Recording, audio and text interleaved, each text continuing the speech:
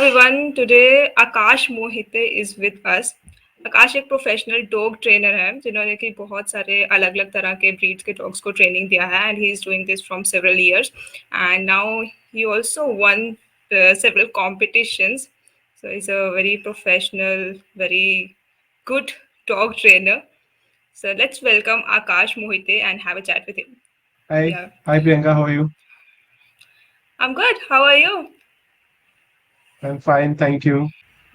आकाश आप बहुत सालों से डॉग ट्रेनिंग कर रहे हो तो डॉग ट्रेनर बनने के लिए क्या एलिजिबिलिटी चाहिए होती है मतलब अगर कोई कोई भी सोचता है मेरे जैसा इंसान कोई सोच रहा है कि अरे ठीक है मुझे डॉग ट्रेनिंग में जाना है तो जैसे इंजीनियर बनने के लिए ट्वेल्थ में पीसीएम चाहिए फिर उसके बाद मेंस निकालो या फिर इंजीनियरिंग कॉलेज में एडमिशन लो तो डॉग ट्रेनिंग के लिए क्या करना होता है। डॉग ट्रेनिंग के लिए ऐसी कोई क्वालिफिकेशन जरूरी नहीं है कि आपने स्कूलिंग में 10th पास हो, 12th पास हो या ग्रेजुएट हो किसी भी फील्ड में या पीसीएम चाहिए। ऐसे किसी भी सब्जेक्ट्स की जरूरत नहीं है। सबसे पहली बात आपको चाहिए डॉग्स के लिए बहुत सारा प्यार, आपको इंटरेस्ट चाहिए उनसे बात करने में, उनके साथ खेलने में, उनसे वो इंटरेक्ट करने में। ये उसकी एलिजिबिलिटी के भी कुछ इम्पोर्टेंट पॉइंट्स होते हैं जिसमें हम ऐसा भी कह सकते हैं कि हमको उनकी लैंग्वेज सीखना जरूरी होता है। ऐसा जरूरी एजुकेशनल क्वालिफिकेशन जरूरी नहीं है इस चीज के लिए। If you can understand what they are trying to say, अगर वो खेलने के मूड में, अगर आप ये समझ सकते हो तो और अच्छी बात है। अगर वो एग्रेसिव है, ये आप समझ पा रहे हो तो और अच्छी बात है। There is no such fixed education needed for this profession. तो मतलब सिंपली अगर कोई भी आसान तरीके से डॉग्स को समझ सकता है और उनके साथ कनेक्शन बिल्ड कर सकता है तो वो डॉग ट्रेनिंग में जा सकता है। जा सकता है। उनके लिए कुछ डॉग ट्रेनिंग उनको भी पहले खुद सीखनी पड़ेगी। अगर वो खुद डॉग को सिखाना हम्म, चाहते हैं तो पहले उनको सीखना पड़ेगा कि वो हम्म, डॉग्स को क्या सिखाने वाले हैं। तो उसके पहले उनको वो सारी एजुकेशन लेने पड़ेंगे। उसके लिए बहुत सारे कोर्सेस होते हैं, उसके लिए बहुत सारे प्रैक्टिस करनी होती है, कुछ एग्जाम्स देने होते हैं। उसके बाद हम एलिजिबल होते हैं कि हम डॉग ट्रेनिंग कर सकते हैं। हाँ तो ये बताइए फिर ये जो अभी आपने ये सब मेंशन किया एग्जाम्स होते हैं ये कौन से एग्जाम्स और कौन सी ट्रेनिंग कौन से ऐसे कोर्सेज हैं और मतलब कौन से ऐसे इंस्टीट्यूट है जहाँ पे जाके ये सब सीख सकते हैं। इंस्टीट्यूट्स देखिए बहुत सारे होते हैं। ऐसा कोई एक फिक्स इंस्टीट्यूट नहीं है। जैसे कि हम अगर किसी एक नामचीन, जैसे कि आईएएस के लिए हम बोलेंगे कि अगर हमें ये आईएएस के लिए ये कोचिंग के लिए जाना है, अगर हम सीए का सोचेंगे तो सीए के लिए हमें ये कोचिंग में जाना है। ऐसा कोई फिक्स्ड इंस्टीट्यूट नहीं होता। There are many private teachers available in the market.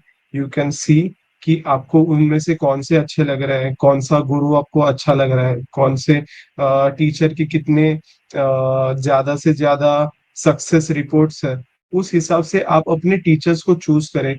फिर वो हर टीचर्स के कुछ एग्जाम्स होते हैं, उनके इंस्टीट्यूट्स के एग्जाम्स होते हैं। तो उनके एग्जाम को हम जब क्वालिफाई करते हैं तब हम जाके सर्टिफाइड डॉग ट्रेनर बनते हैं। तो मतलब पहले आप देखो समझो और उसके बाद जो मतलब आपके इंट्यूशन के बेसिस पे और एक्सपीरियंस के बेसिस पे डेटा के बेसिस पे जो आपको सही लगता है मतलब किसी के पास भी जा सकते हैं सच कोई स्पेशल इंस्टीट्यूट नहीं होता। नहीं, स्पेशल ऐसा इंस्टीट्यूट नहीं होता। अगर हम सच में इसमें बहुत सीरियसली जाना चाहते हैं तो फॉरेन में काफी अच्छे अच्छे टीचर्स हैं। But there comes a point कि वो बहुत ज्यादा एक्सपेंसिव भी होते हैं, लेकिन वो क्वालिटी भी उस चीज की प्रोवाइड करते हैं। और इंडिया में भी बहुत अच्छे अच्छे ट्रेनर्स हैं, लेकिन हमें उन ट्रेनर्स को अच्छे से पहले समझना चाहिए। और उन्हें समझने के लिए हम दो तीन इंपॉर्टेंट पॉइंट्स को ध्यान में रखना चाहिए।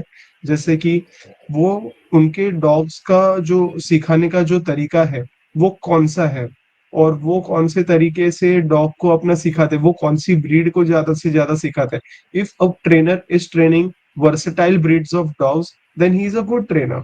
अगर वो सिर्फ एक ही ब्रीड को डॉग्स को ट्रेन कर रहे हैं then he is expert in that breed only. और डॉग ट्रेनर हम्म, को ऐसा एक ही ब्रीड मिले ये तो पॉसिबल नहीं है।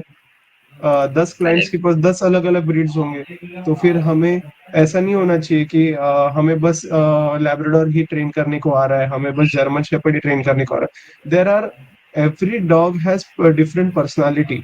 तो हमें जब एक प्रोफेशनल डॉग ट्रेनर वो भी रहता है ना, तो फिर वो हर डॉग के हिसाब से उसे सिखाता है, क्योंकि उसकी पर्सनालिटी अलग होती है। It is all about try and test, that's it.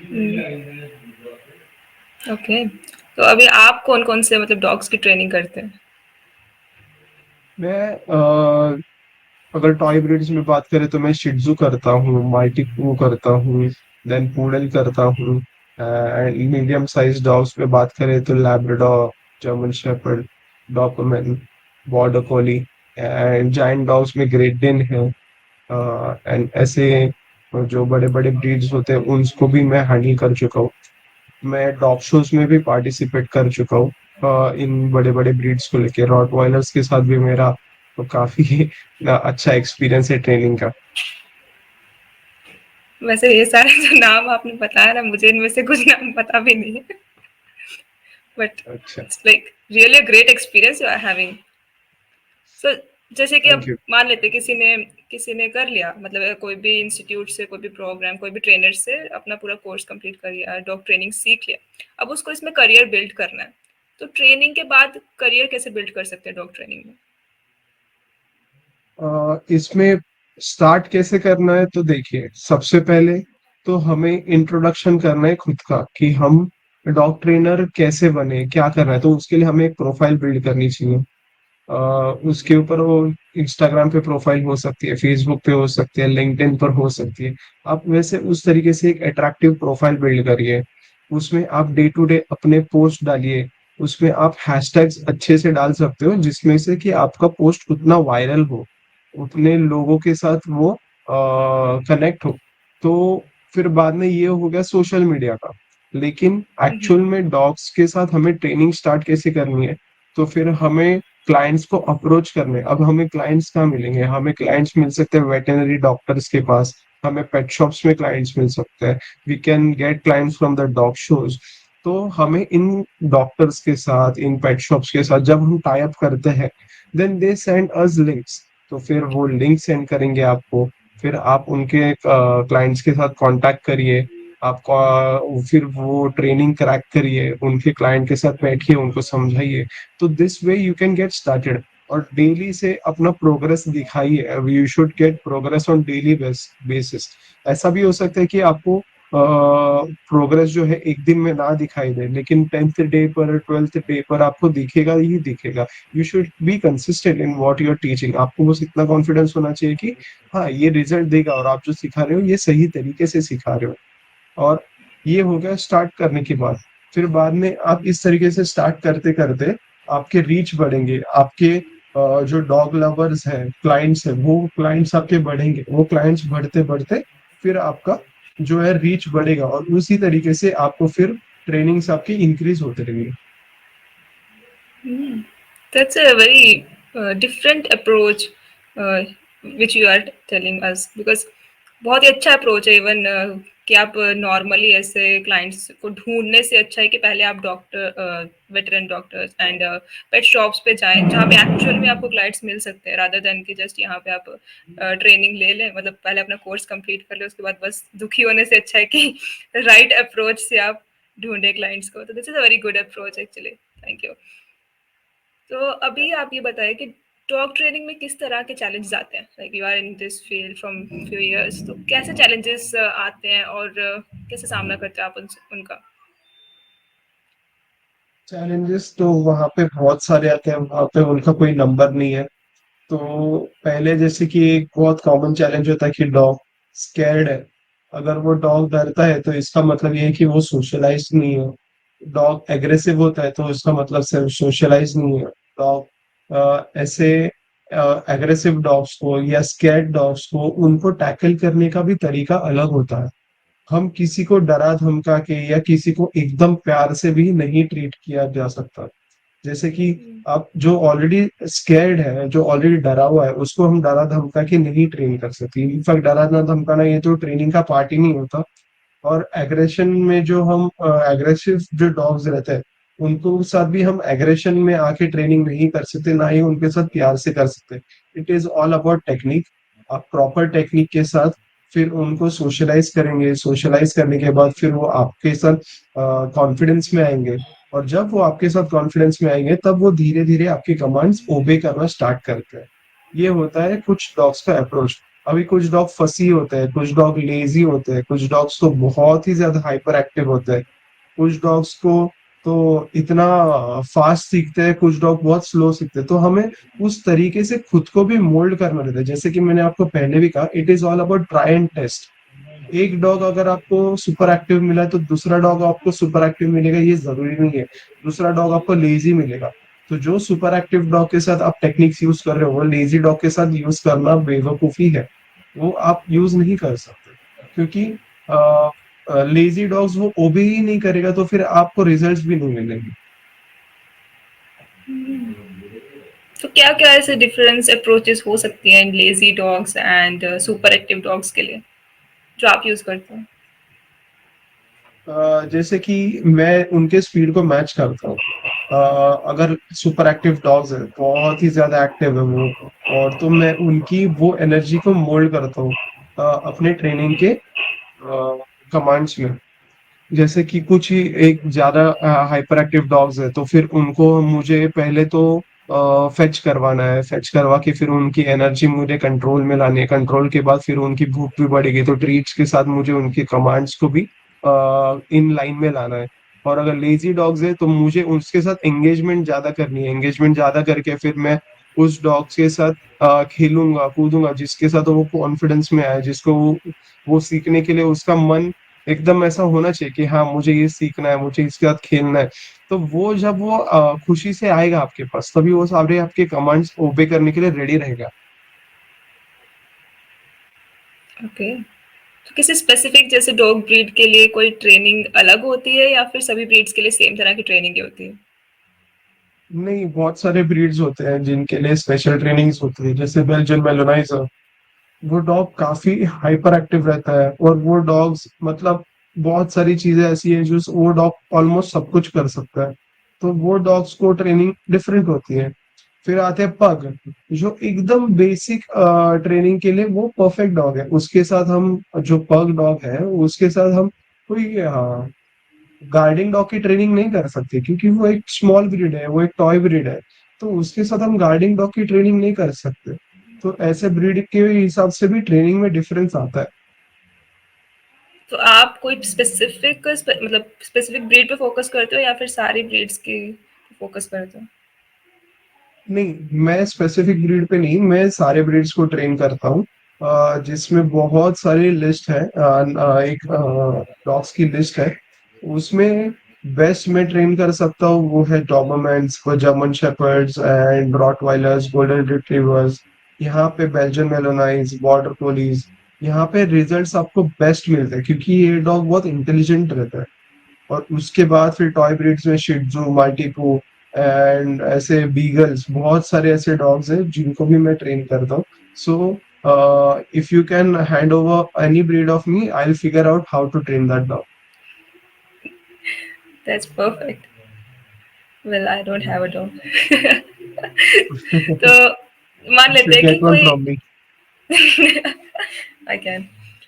तो अगर कोई फ्रेशर, फ्रेशर ही बोल सकते हैं, हाँ, तो अगर कोई फ्रेशर है जो डॉग ट्रेनिंग में आ रहा है तो वो कौन से ब्रीड से स्टार्ट कर सकता है या करना चाहिए उसे? आप टॉय ब्रीड के साथ स्टार्ट कर सकते हो, जैसे कि एक पूडल हो गया, लेकिन पूडल्स बहुत ज्यादा एक्टिव होते हैं तो हमें भी उसके स्पीड के साथ मैच करना होता है। आप पग के साथ भी स्टार्ट कर सकते हो।